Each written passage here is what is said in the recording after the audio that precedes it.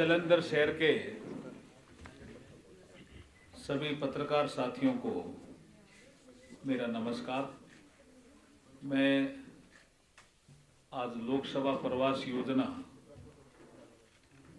जो भारतीय जनता पार्टी ने एक नवाचार के रूप में इजाद की है, उसके तहत आज जालंधर जिले के प्रवास पर रहा।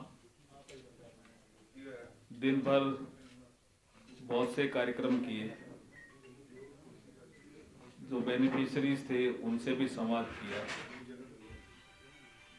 पार्टी की कोर कमेटी से भी मुलाकात हुई, भारतीय जनता पार्टी की जिला इकाई शहर और देहात दोनों से मुलाकात हुई, मंडल अध्यक्षों से भी मुलाकात हुई, मोर्चों के पदाधिकारियों से भी चर्चा हुई। जो दिन भर चर्चा हुई उसके तहत फिर आज जिला प्रशासन के साथ डीसी ऑफिस में एक मीटिंग हुई और उसके बाद तुरंत आपके साथ वार्ता है। इस लोकसभा प्रवास योजना, इसका उद्देश्य ये है कि केंद्र का एक मंत्री किसी लोकसभा सीट का इंचार्ज रहेगा और जब तक 2024 का चुनाव नहीं हो जाता है तब तक उसकी देखरेख करना, वहाँ के लोकसभा के कुछ ऐसे विषय हैं जिनको भारत सरकार के संबंधित मंत्रालयों से जानकारी प्राप्त करके उस जिले के लिए अगर कोई बजट अटका हुआ है तो बजट की राशि को रिलीज करवाना। सपोज करो भारत सरकार से बजट आ गया है और पंजाब सरकार के किसी महकमे से कोऑर्डिनेशन नहीं हो रहा है तो वो कोऑर्डिनेशन करवाना। और सपोज करो और कोई विषय है कि कोई स्कीम धीमी चल रही है तो उसमें गति देना, पार्टी के पदाधिकारियों को भी स्कीम को मोटिवेट करने के लिए, प्रचार प्रसार करने के लिए लगाना, स्कीम के बारे में पूरी जानकारी देना, ये सारे उद्देश्य लोकसभा प्रवास योजना के हैं। मेरे पास 4 लोकसभा की सीट हैं, 3 पंजाब की है, अमृतसर, गुरदासपुर, जालंधर और एक जम्मू कश्मीर की है, अनंतनाग। ऐसे सभी मंत्रियों के पास, किसी के पास 3 लोकसभा सीट है, किसी के पास 2 होगी, किसी के पास 4 है, किसी के पास 5 भी होगी। तो ऐसी सीटें जो थोड़ी कमजोर है भारतीय जनता पार्टी की दृष्टि से, उनमें केंद्र के मंत्रियों को लगाने की जो ये योजना जिसका नाम दिया लोकसभा प्रवास योजना, उस सिलसिले में मैं आपके बीच में हूँ। मैं संसदीय कार्य मंत्रालय में भी हूँ और संस्कृति मंत्रालय में भी हूँ। तो आज कई मैंने ऐसी चीजें देखी है जिसमें मुझे लगता है कि मिनिस्ट्री ऑफ कल्चर का कुछ काम जालंधर में बढ़ सकता है। कुछ ऐसे सांस्कृतिक धरोहर के स्थान हैं जिनका विकास किया जा सकता है। कुछ ऐसे महापुरुष हुए हैं यहाँ के जिन पे कोई म्यूजियम बन सकता है। लाइट एंड साउंड शो अगर कहीं जरूरत है तो उसको आगे बढ़ाया जा सकता है। पर्यटन सीधा हमारे पास नहीं है, लेकिन पर्यटन की दृष्टि से जो बैठकें होती है, कल्चर एंड पर्यटन जुड़ा हुआ है, तो उस हर बैठक में हम रहते हैं। तो पर्यटन की दृष्टि से भी अगर जालंधर शहर के विकास की कुछ संभावनाएं बनती है तो उस उद्देश्य से भी कुछ सुझाव आए हैं, वो काम भी आगे किया जा सकता है। ये डेवलपमेंट ज्यादा से ज्यादा हो जालंधर का, यही इसका पर्पस है। ठीक है, कुछ लोग इसको पॉलिटिकल एंगल से देखते हैं। प्रधानमंत्री मोदी जी का मोटो एक है, good governance and development. Governance में कहीं कमी आ रही है तो बोटलनेक्स आ रही है, उसको दूर करना, और डेवलपमेंट की गति कहीं धीमी हो रही है तो उसको तेज करना। यही लोकसभा प्रवास योजना का उद्देश्य था। उसी के तहत मैं आज यहाँ आया हूँ। आपके अब कुछ प्रश्न होंगे तो उन प्रश्नों का जवाब देने के लिए मैं जितनी मेरी क्षमता होगी। की बैठक करी थी। क्या प्रदेश जो मेंबर थे आपके कार्यकारिणी जी, जी। करी थी, उसमें एक आपके स्टेट के जो है कार्यकारिणी के सदस्य, उन्होंने आपसे सवाल किया था कि एक कांग्रेस के साबका विधायक जो है डिस्ट्रिक्ट जलंधर से बिलोंग करते हैं और वो इसमें बहुत बड़ी पोस्ट पे हैं, तो वो बीजेपी ज्वाइन करना चाहते हैं, तो बीजेपी के एक बहुत बड़े लीडर हैं, उनको आने नहीं दे रहे। सर उन्होंने सीधा कहा कि राजेंद्र बेरी आना चाहते हैं, वो जलंधर के अध्यक्ष हैं कांग्रेस के और मनोरंजनकारी उनको आने नहीं दे रहे। देखिए, ये मुझे लगता नहीं है कोई इंटरनल बैठक रही होगी, क्या विषय है मैं तो जिलाध्यक्ष जी से पता करूंगा, लेकिन मैं फिर बता दूं, भारतीय जनता पार्टी के विचारों से कोई अगर सहमत है तो उसकी एक प्रक्रिया है और उस प्रक्रिया के तहत जिले से भी राय ली जाती है, स्टेट से भी राय होती है और जरूरत पड़ने पे अगर कोई बड़ा नेता है तो जरूरत पड़ने पे सेंट्रल लीडरशिप भी अपनी राय देती है और उसके तहत उसको लिया जाता है। इसमें ऐसा कोई विषय नहीं है कि कोई आना चाहता है और हम रोक रहे हैं, ऐसा कोई विषय मेरे सामने नहीं आया। वो राजेंद्र बेरी जिला जलंधर के कांग्रेस के अध्यक्ष हैं इस समय वर्तमान में, वो साबका विधायक हैं, वो जो कहते हैं बीजेपी में आना चाहते हैं और आपके जो पंजाब कार्यकारिणी के सदस्यों का मेरी बात होगी। नहीं, बीजेपी में अगर कोई आना चाहता है और बीजेपी के विचारों से कोई सहमत है तो उसका स्वागत है जी। आज भी दिल्ली में शामिल हुए बहुत सारे मंत्री जी। ऐसा था, आपने कहा तो सेंटर की योजनाओं का जो फंडिंग है वो आप प्रोवाइड कराएंगे। एक सेंटर अगर अटक गया तो अटक गया या यहाँ लग नहीं रहा है तो इनको भी मोटिवेट करेंगे। सेंट्रल गवर्नमेंट एक स्मार्ट सिटी प्रोजेक्ट लेकर आई थी सारे देश के लिए, उसमें जलंधर का भी चयन हुआ था। जलंधर में स्मार्ट सिटी प्रोजेक्ट के नाम पे बहुत करोड़ों के घपले हुए और उस मामले में अभी तक ना तो कोई उसकी इंक्वायरी खुल सकी, ना उन घपलों के ऊपर से पर्दा उठ सका, जबकि आपके लीडर ही बार बार ये आरोप लगाते रहे कि स्मार्ट सिटी के पैसा और गलत हाथों में चला गया और वाकई में जलंधर में स्मार्ट सिटी नाम की चीज नजर नहीं आती। देखिए, एक मिनट सर, पूरा क्वेश्चन, जो पैसा सेंट्रल गवर्नमेंट से आएगा वो कहाँ लग रहा है कहाँ नहीं लग रहा है, इसकी भी जांच होगी कि ऐसे ही नहीं होगी। अगर दुरुपयोग हुआ तो जांच होगी। मैं बता दूं, 100 सिटी स्मार्ट सिटी घोषित हुई थी पूरे देश में, जलंधर भी स्मार्ट सिटी में चयनित हुआ और ये 1000 करोड़ रुपए की योजना बनी थी। भारत सरकार से भी 500 करोड़ रुपए की राशि आई थी। एलईडी एक खरीदने का एक मद था जिसके तहत दुरुपयोग हुआ राशि का, ऐसी शिकायतें हैं। आज जो हमारे जिला प्रशासन की जो बैठक थी उसमें भी अधिकारियों ने इस चीज को स्वीकारा कि इसमें कुछ अनियमितताएं हुई है और उन्होंने कहा कि 15 दिन का हमें समय दो, हम उसको ठीक करेंगे। स्मार्ट सिटी के पैसे का दुरुपयोग नहीं होने देंगे, हम भी नहीं होने देंगे जी। ये जलंधर के विकास के लिए पैसा है, वही मैं कह रहा हूं ना, इसका कोई पॉलिटिकल कारणों से पैसा लग रहा हो तो उसको हम रोकेंगे जरूर, इसमें कोई शक नहीं है और जिसने गलती की है उसको सजा भी मिलेगी। पर केंद्रीय मंत्री सोम प्रकाश जी ने इसी में अपना बयान दिया था, बेस्ट वेस्टर्न में एक प्रेस कॉन्फ्रेंस हुई थी, उन्होंने बोला था कि इस फंड्स को यूज करना ना करना दुरुपयोग सेंटर का स्टेट का काम है। सेंटर वो उन्होंने मैं बता दूं, एक सेकंड सवाल मैं बता, स्टेट सेंटर इसमें इंटरफेरेंस नहीं मैं बता देता हूँ, मैं बता आप बताएं, आप नहीं मैं बता, बिल्कुल कर सकते हैं, मैं बता दो, कर सकते हैं। केंद्रीय मंत्री कह रहे हैं। अजी मैं सुन तो लो आप। ये शेयरेबल स्कीम है। When Government of India is providing 500 crore rupees, Government of India cannot ask where the money has gone. पर ये तो केंद्रीय मंत्री जी ने कहा। नहीं मैं मेरी बात कह रहा हूँ जी, ठीक है ना, ठीक। सर आपका जो रेलवे स्टेशन जलंधर का है जी, उस पे 6 करोड़ से ज्यादा रुपया लगा उसको रेनोवेशन के लिए, जो भेजा गया स्मार्ट सिटी के नाम पर। उसकी जो सड़कें हैं, उसकी जो रोड हैं, उसकी आप आए होंगे रेलवे स्टेशन, एक विजिट कर लीजिए, वहाँ पे इतनी बुरी हालत। हाँ विजिट करेंगे, आज रात को विजिट, वहाँ रेलवे स्टेशन जाना है ना, वहाँ जो उसका बड़ा बना हुआ पार्किंग। नहीं आज विजिट करेंगे, अच्छा सुझाव है आपका, पूरा देखेंगे उसको। चाय भी वहीं पीनी है, ये कह रहे हैं चाय भी वहीं पीनी है। अर्जुन जी, ऐसा है कि जब सेंटर से आप लोग मिनिस्टर आते हैं यहाँ पे, बातें बहुत होती हैं मगर उसका परिणाम कुछ नहीं होता। पिछले दिनों निरंजन ज्योति जी भी आए थे यहाँ पे, इंडस्ट्रियलिस्टों के साथ मीटिंग हुई थी कि उनकी काफ़ी प्रॉब्लम्स थी जो सेंटर से भी रिलेटेड थी और स्टेट से। तो उन्होंने कहा था कि अभी राष्ट्रपति के चुनाव होने हैं तो तो उसके ये वजह मैं यहाँ व्यस्त हूँ, उसके बाद इमीडिएट हम आपकी मीटिंग करवाएंगे।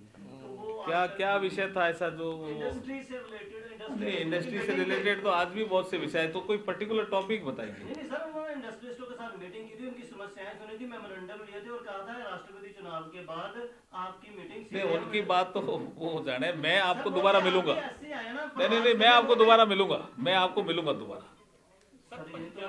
मैं दोबारा मिलूंगा आपको। हम जल्दी वापस आए। नहीं, मैं मिलूंगा लेकिन दोबारा पक्का, आपके साथ डिटेल में बात करेंगे।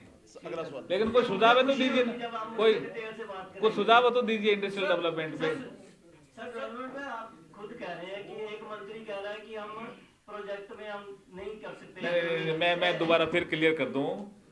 देखिए, जहाँ शेयरेबल स्कीम होती है, इम्प्लीमेंटिंग एजेंसी तो सरकार ही होगी। जैसे यहाँ पंजाब की सरकार है, वो इम्प्लीमेंटिंग एजेंसी है। लेकिन अगर कोई भारत सरकार पैसा देती है, कार्रवाई नहीं कर सकते ऐसा नहीं है जी।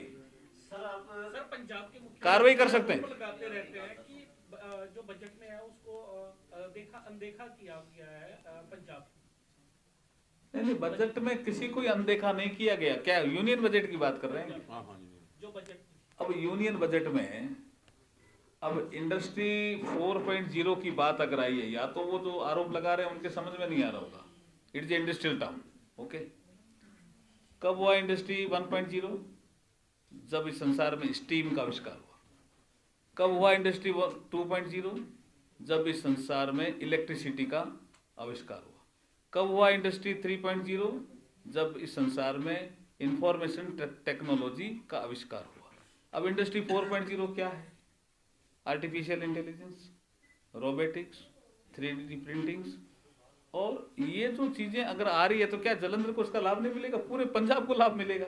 वो मैं तो एक चीज बता रहा हूँ, ऐसी कई सैकड़ों चीजें बता सकता हूँ कि आप देख नहीं पा रहे होंगे। अगर 5G की 100 लैब लगेगी पूरे देश में, तो पंजाब को भी लगेगी ना। उनके समझ में नहीं आ रहा होगा ना, उसका क्या करें।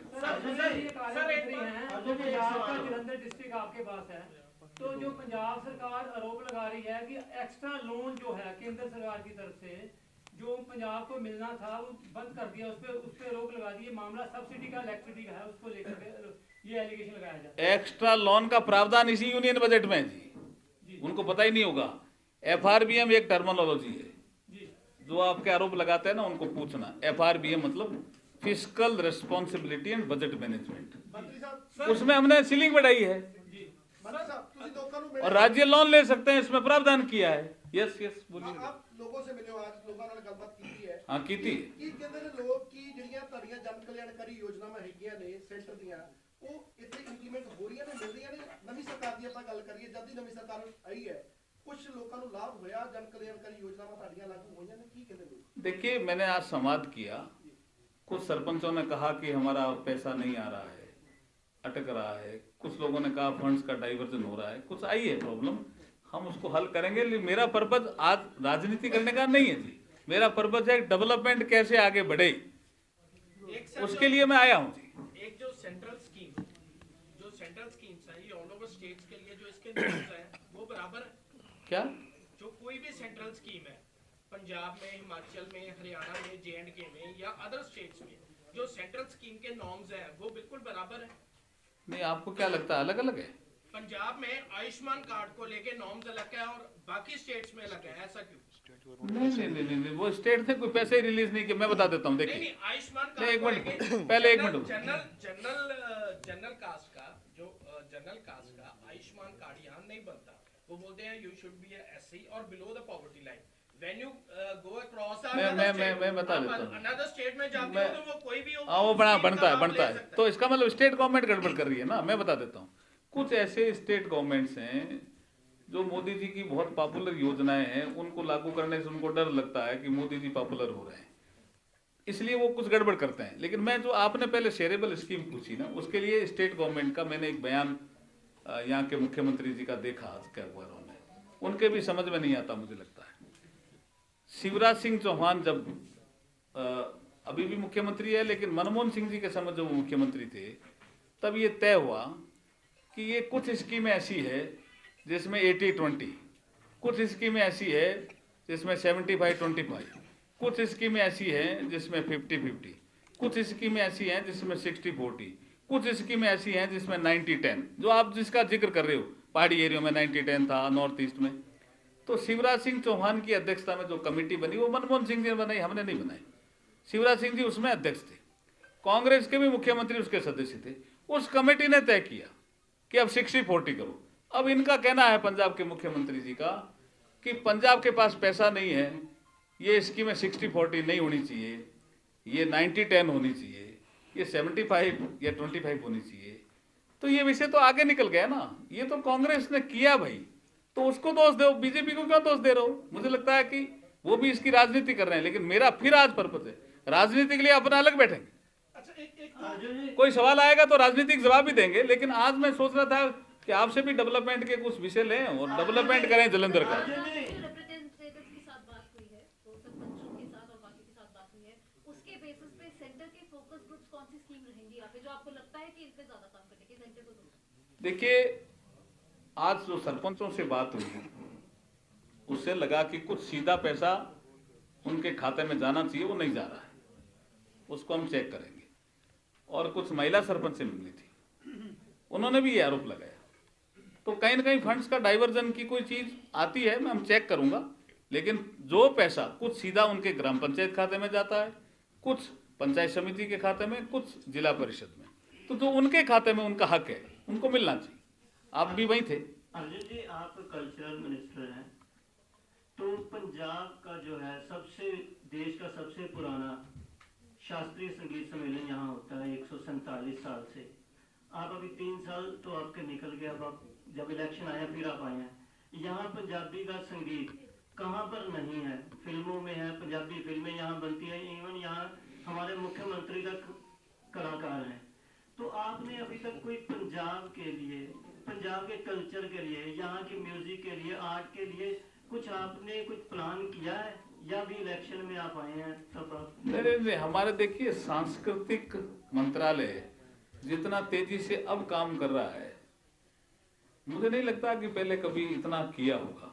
हर चीज पंजाब में नहीं, पंजाब को तो पंजाब सरकार की तरफ से प्रपोजल आना है। हम तो आप जो कह रहे हो ना उस प्रपोजल के साथ हैं, आप प्रपोजल भिजवाइए, भारत सरकार का जो पैसा है हम देंगे, सैंक्शन करेंगे। हम तो चाहते हैं शास्त्रीय संगीत बढ़े, सर मैं तो हमारा तो टॉपिक है। आप सर मुझसे मांग रहे हैं, आपकी इतनी बड़ी फौज है, प्रदेश की टीम है, जिले की टीम है, हर जिले नहीं, प्रपोजल तो प्रदेश भिजवाएगी ना, प्रपोजल तो प्रदेश भिजवाएगी ना। प्रपोजल दे दूंगा, मैं तो बता रहा हूँ। नहीं, देखिए शास्त्रीय संगीत, एक मिनट सुनो, शास्त्रीय संगीत, एक मिनट, शास्त्रीय संगीत डेवलपमेंट के लिए आप अगर कोई इवेंट करना चाहते हो हम पैसा देंगे, लेकिन प्रपोजल कहाँ से आना चाहिए? या तो एनजीओ दे शास्त्रीय संगीत में लगा हुआ, या एनजीओ नहीं दे, एक मिनट, अगर एनजीओ नहीं दे तो ये पंजाब सरकार दे।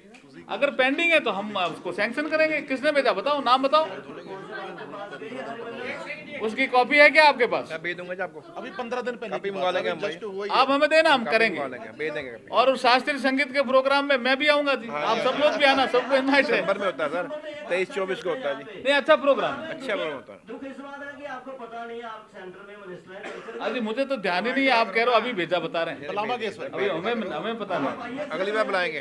हम आईएएस भी हैं, हम प्रपोजल सैंक्शन भी करते हैं, रोज करते हैं, एक दो सैंक्शन करते हैं। जलंधर में करेंगे अब आपके सैंक्शन, ठीक है? आज आपने जो मीटिंग करी है, हैं? आज आपने जो पंचर सरपंचों, ये अभी दिया जी, देखो ये अभी मिश्रा जी को दिया है। अभी आपने जो पंचर सरपंचों ये कोई और है जी, ये कोई और है, ये कोई और है। संगीत सम्मेलन, देखिए मैं बता दूं, थोड़ा सुन लो, एक मिनट सुन लो जी। देखिए संगीत नाटक अकादमी हम सैंक्शन कर सकते हैं पैसा, नेशनल स्कूल ऑफ ड्रामा में हम कर सकते हैं। आप अगर कोई नॉर्थन कल्चरल सेंटर है उसमें कुछ कलाकारों को पैसा देना है तो हम कर सकते हैं, किसी कलाकार को स्कॉलरशिप देनी है तो कर सकते हैं। आपको लगता है कि कोई साहित्यकार है आप में से ही और किसी को अवार्ड दिलाना है तो बताइए, वो काम भी कर सकते हैं। साहित्य अकादमी, कुछ अच्छा चित्रकार है तो ललित कला अकादमी भी हमारे पास है। आप बताओ तो सही, कुछ न कुछ। संस्कृति मंत्रालय वैसे ही बड़ा है, काफी बड़ा है। मंत्री जी आज आपने जो मीटिंग करी अभी क्या लोग समझते हैं अच्छा राम मंदिर बन रहा है, शिव काशी ठीक हो रही है, ठीक है, संस्कृति मंत्रालय का काम है, अनसंग हीरो को भी हम प्रमोट कर रहे हैं, लेकिन और भी छोटे छोटे काम बहुत हैं। आप बताइए, करेंगे? हाँ बोलिए। मीटिंग करी है पंचों सरपंचों के साथ, आम लोगों के साथ, आपसे पहले साबिर निरंजन जी ने मीटिंग करी थी, उन्होंने अधिकारियों से ही बैठक करी थी। उन्होंने कहा था ये केंद्र का पैसा है, तो यहाँ पे ठीक नहीं लग रहा। अधिकारियों के साथ उनकी डांट पिटाई भी हुई थी। तो आपको आज कुछ मिला देखने में? जो मैंने अभी तो बताया ना, कुछ सरपंचों ने शिकायत की, हम जांच करेंगे इसकी। हाँ, क्या कह रहे हो आप? बीजेपी और अडानिया बनने का जो चर्चा में है, क्या बात है? वो आपको निर्मला सीतारमन जी ने जवाब दे दिया ना भी, हमारी जो नियामक एजेंसियां हैं वो जांच करने में सक्षम है और वो अपना काम कर रही है। कौन सा कहाँ पे यहाँ जलंधर के शहर में और माता सती मंदिर प्राचीन है। दिखाएंगे इनको, दिखा देंगे। अभी दिखा रहे हैं, ये दिखाएंगे इनको, सब दिखाएंगे। अभी दिखा रहे हैं आज। बहुत बहुत धन्यवाद जी सबको, बहुत बहुत धन्यवाद। सिखों की बात करते हैं, चंडीगढ़ में भी धरना लगा हुआ है।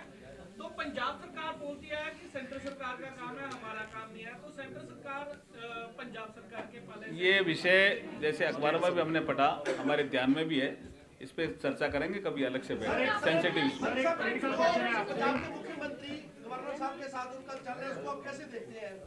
ये ठीक नहीं है जी।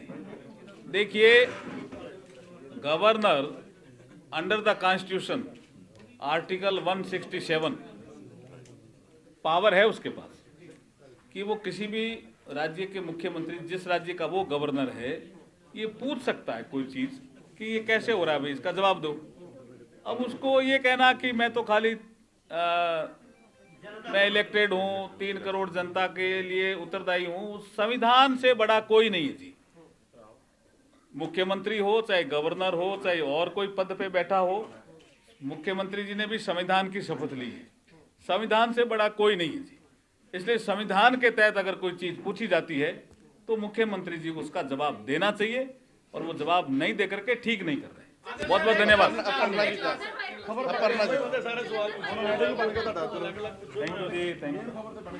सारे मीडिया साथियों का बहुत बहुत धन्यवाद।